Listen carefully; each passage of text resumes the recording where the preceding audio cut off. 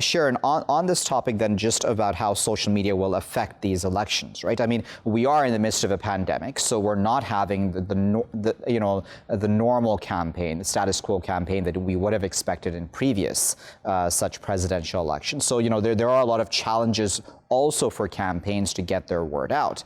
Now, if you do have bots and the above involved in all this muddies the waters, and then it gives more credence then, doesn't it, to two arguments by Donald Trump, for example, that these may very well be rigged elections? Well, I guess in a way you could say that, but nevertheless, in every presidential election year and with every presidential campaign, there's always something that's going to occur. And this doesn't necessarily mean that the results aren't accurate.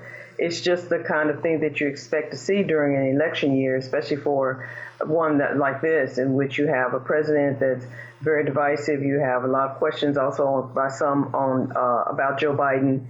And so it's something that you expect. It doesn't necessarily say that the election results aren't valid, but it is going to be something that regardless of who the loser is in this election, that person is going to be able to make an argument that this was fraudulent. Social media has a huge role in terms of fundraising, in terms of the campaigning that both candidates have been doing, in terms of President Trump, who always has used Twitter.